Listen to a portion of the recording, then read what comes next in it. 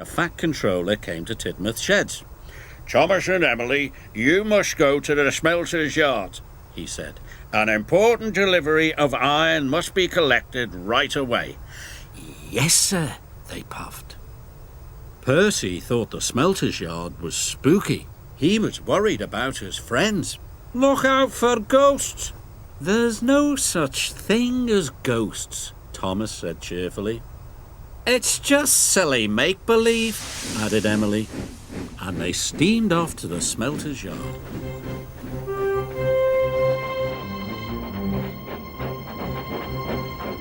But when they got to the smelter's yard, it was very spooky. "Oh my," whispered Emily. "Oh dear," hissed Thomas. They puffed slowly through the piles of jagged steel and twisted scrap.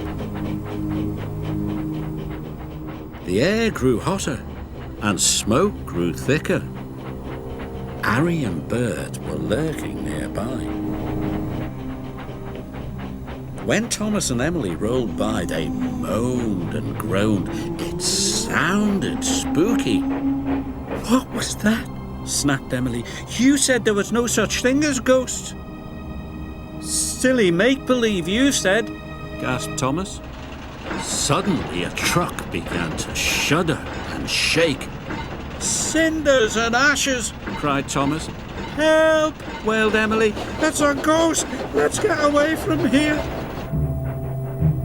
Thomas and Emily pulled up to the smelting shed.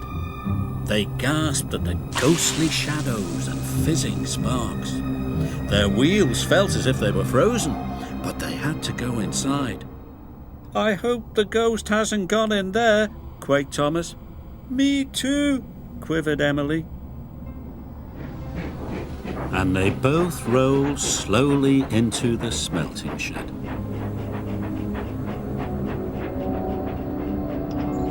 Inside, chains clanked and strange shadows danced across the walls.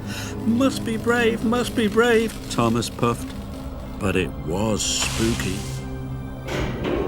Emily was turning round, ready to shunt some trucks. She didn't notice the huge white tarpaulin. It fell, covering her from funnel to footplate. "The ghost! It's got me!" She steamed away as fast as her pistons could pump.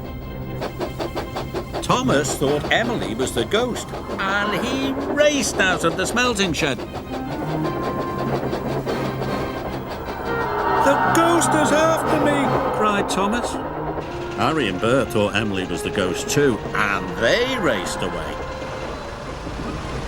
Thomas was right behind them, and Emily was right behind Thomas.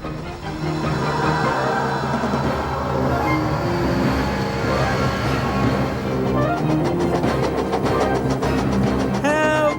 Emily cried. "The ghost has got me!" Harry, Bert, Thomas and Emily raced towards Tidmouth's sheds.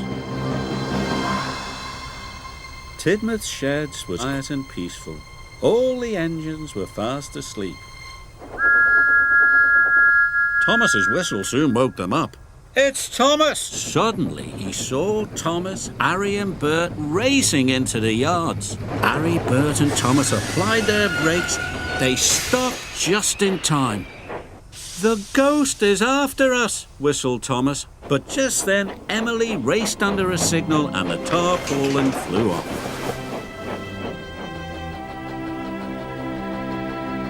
"That's no ghost," said Percy. "That's Emily." The engines didn't feel scared anymore, but they did feel foolish.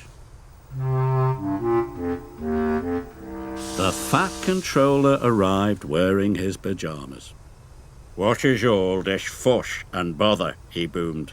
"This has caused confusion and delay." "But, sir," cried Thomas, "the flatbeds were rattling, and we heard moaning," said Emily. "And groaning," added Thomas. The fat controller looked at Harry and Bert. "Do you know anything about this?" he asked sternly. "It was us, sir," Bert mumbled. "For your punishment, you will go back and collect the iron at once," said the Fat Controller. Yes, sir. Said Harry and Bert, and they rumbled away.